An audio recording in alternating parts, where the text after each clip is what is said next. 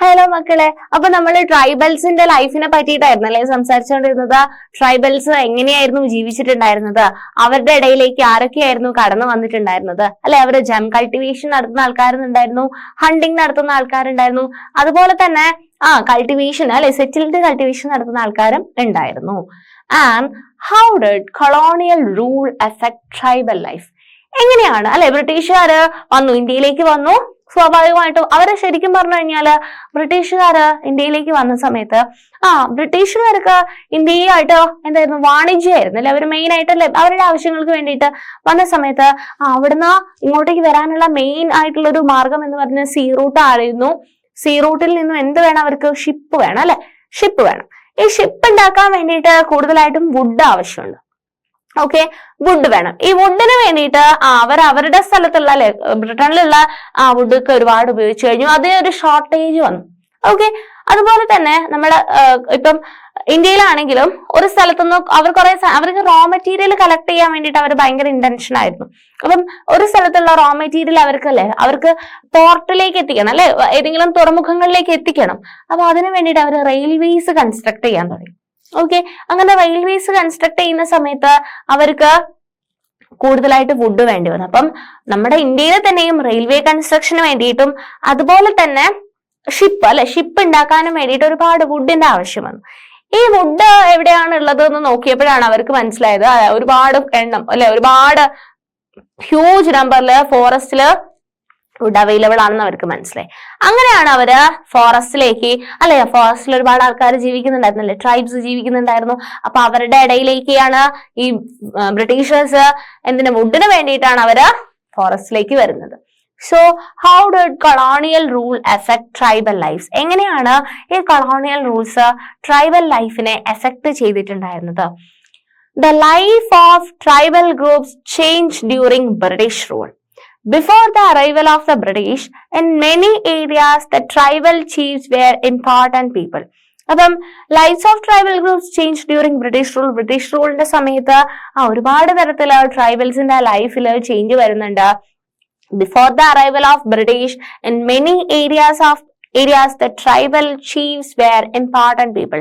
അല്ലെ, ബ്രിട്ടീഷുകാർ വരുന്ന സമയത്തിന് മുമ്പ് അവിടുത്തെ ഏറ്റവും ഇമ്പോർട്ടന്റ് ആയിട്ടുള്ള ആൾക്കാർ എന്ന് പറയുന്നത് ആരായിരുന്നു?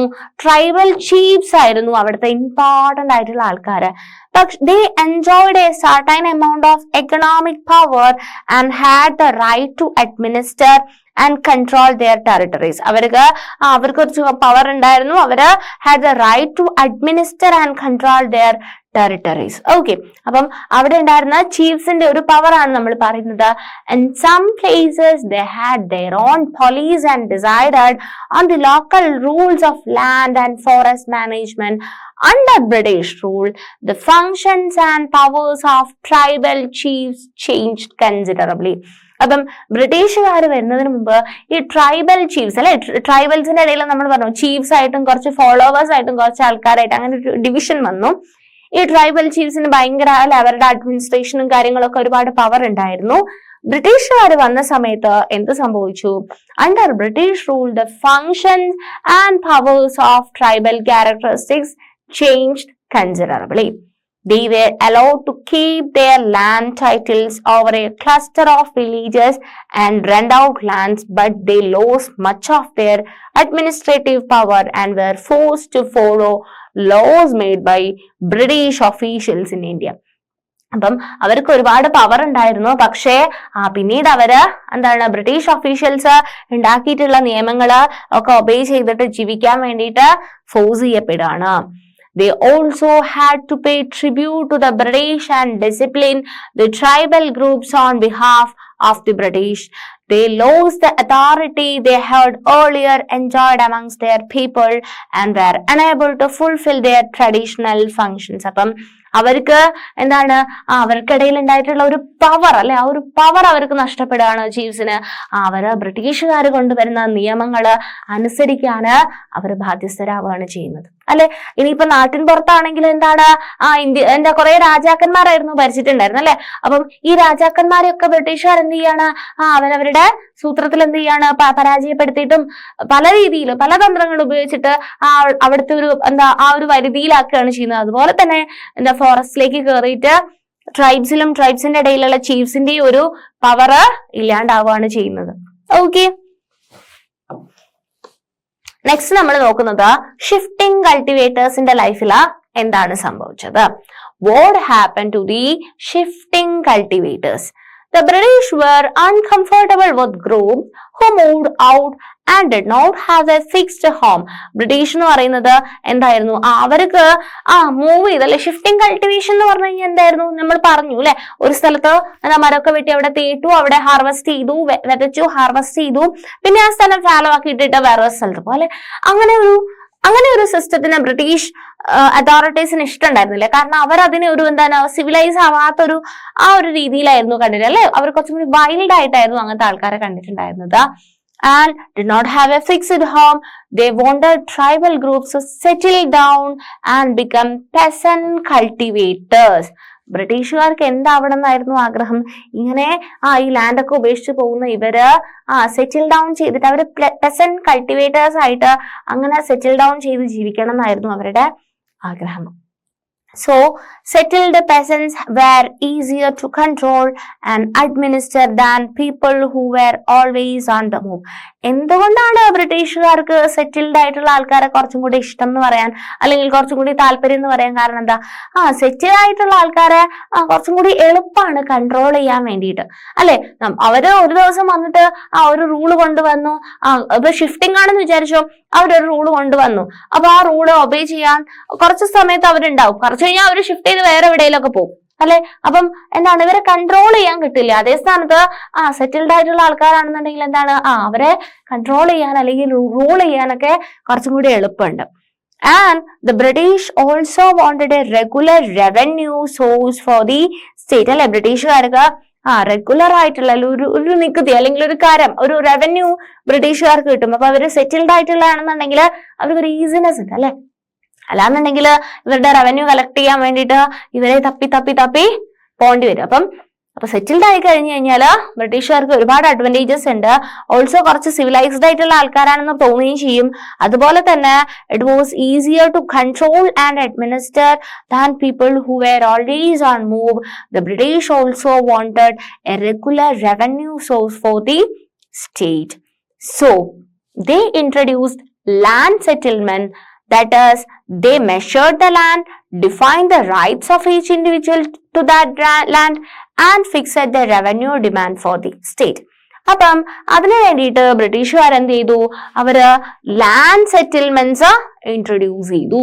They introduced land settlements. എന്താ ലാൻഡ് സെറ്റിൽമെന്റ്സിൽ നടക്കുന്നത് എന്ന് പറഞ്ഞു കഴിഞ്ഞാല് അവര് ലാൻഡ് മെഷർ ചെയ്യും, എന്നിട്ട് എന്ത് ചെയ്യും, ഓരോ ഇൻഡിവിജ്വലിനുള്ള ലാൻഡ് എന്ത് ചെയ്യും, അവർക്ക് അളർന്നിട്ട് കൊടുക്കും. അപ്പൊ അവർക്ക് റവന്യൂ കിട്ടാൻ എളുപ്പമുണ്ട്.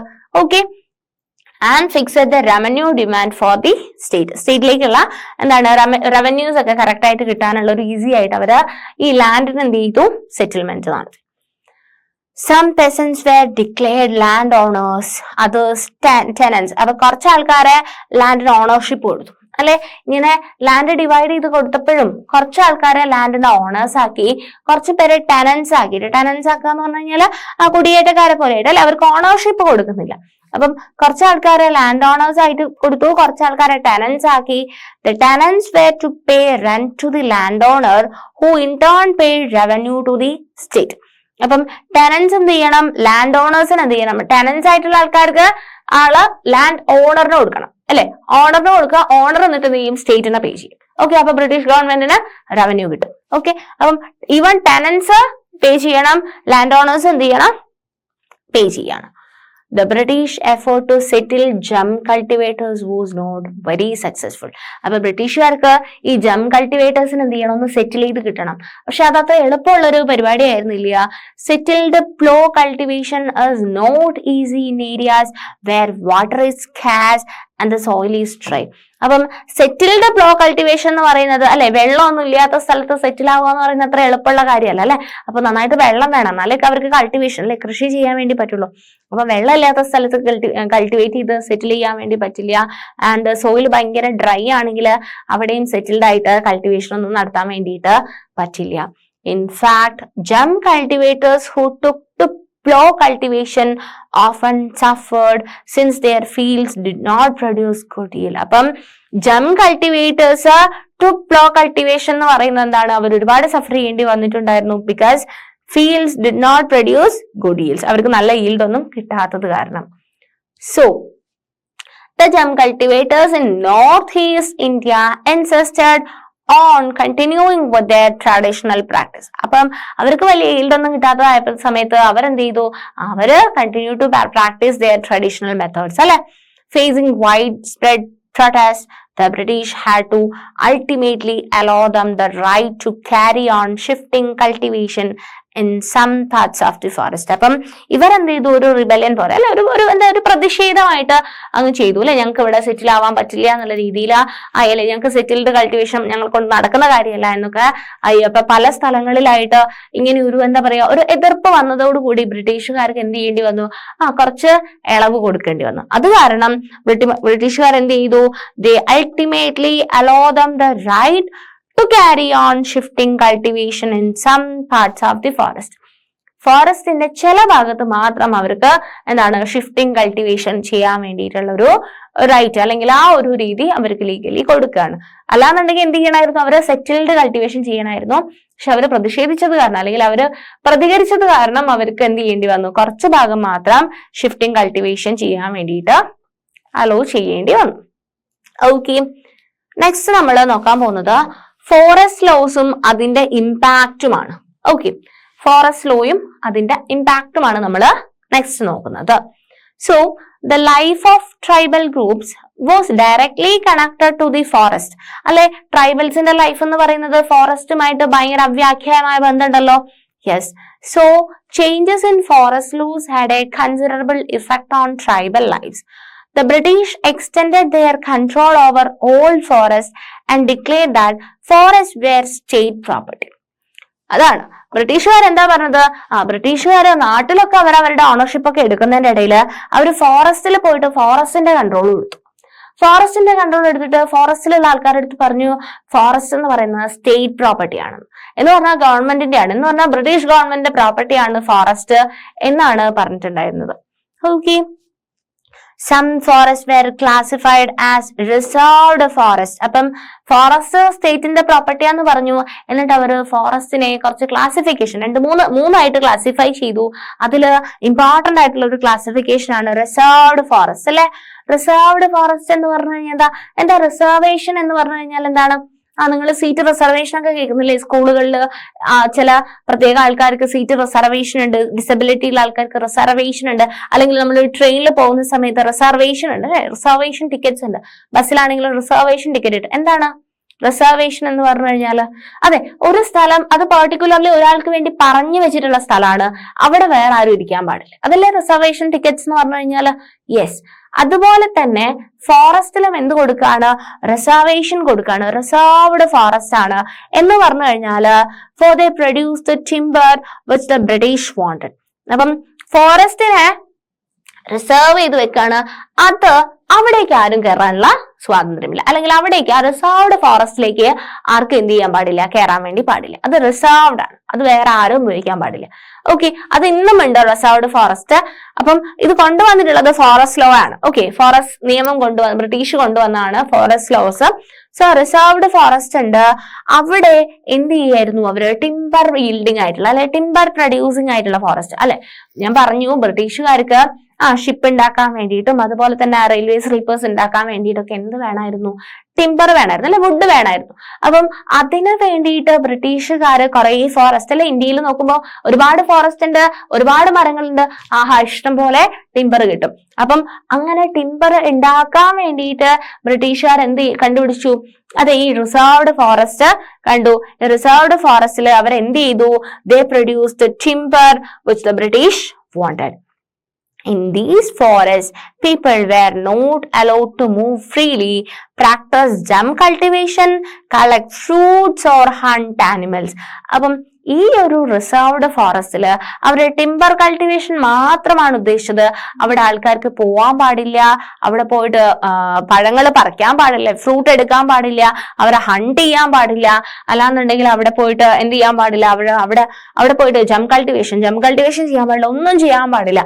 ജം കൾട്ടിവേഷൻ ഒക്കെ ഇവരെന്തുകൊണ്ടാ ബാൻ ചെയ്തതെന്ന് പറഞ്ഞു കഴിഞ്ഞാല്, ഇപ്പം ജം കൾട്ടിവേഷൻ ചെയ്യുകയാണെന്നുണ്ടെങ്കിൽ എന്താ ചെയ്യുന്നത്, ഇവരൊരു സ്ഥലം വൃത്തിയാക്കിയിട്ട് അവിടെ തീയിടാണല്ലോ ചെയ്യുന്നത്, ഫയർ ചെയ്യാണല്ലോ ചെയ്യുന്നത്.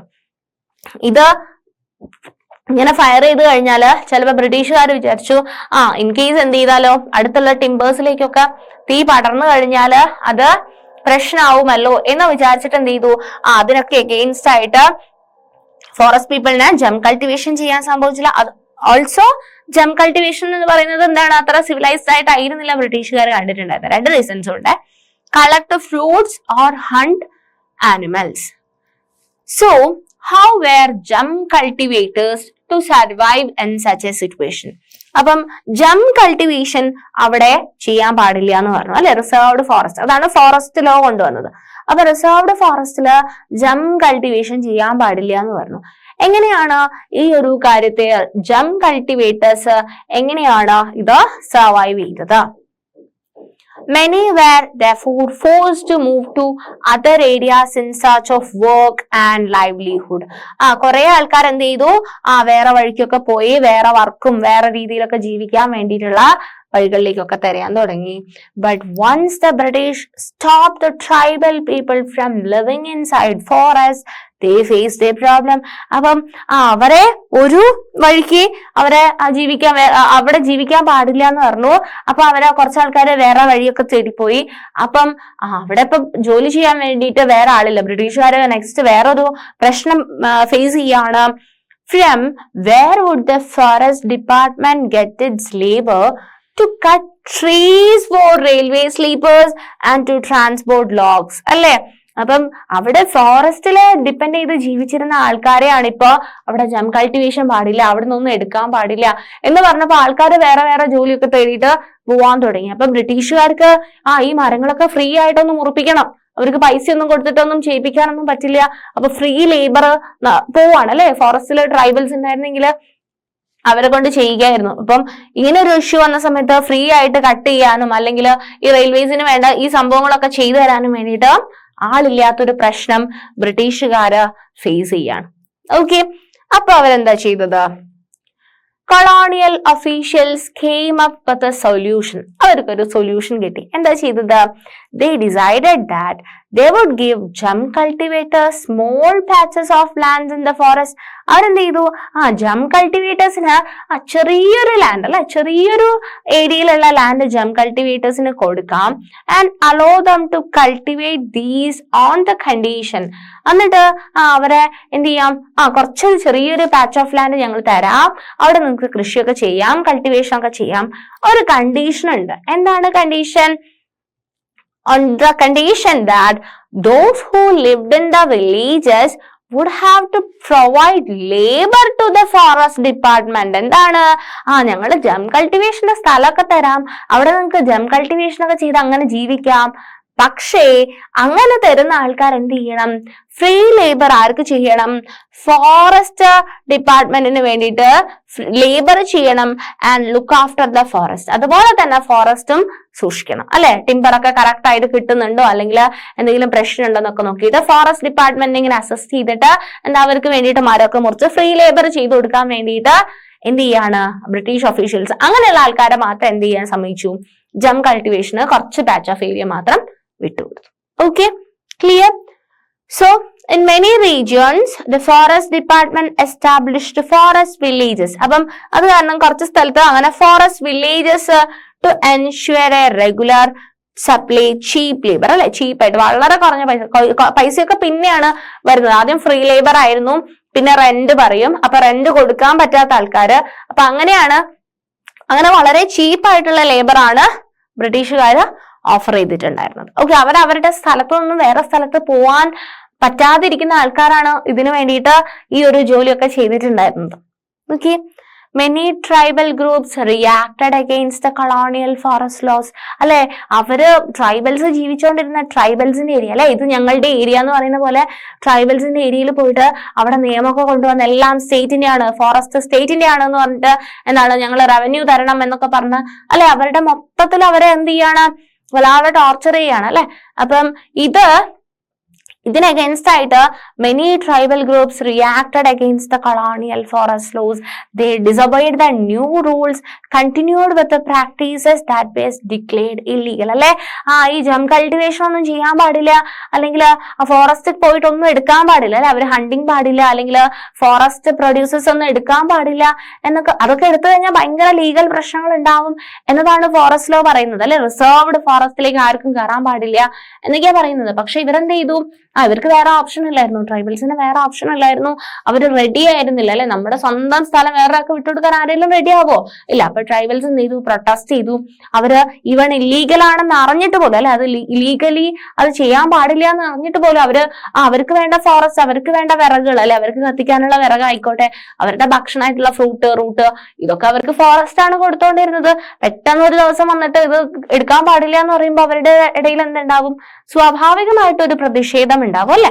Yes, so they disobeyed the new rules, continued with practices that were declared illegal, and at times rose in open rebellion. അപ്പം ഓപ്പൺ റിബല്യണും ഉണ്ടായിട്ടുണ്ട്.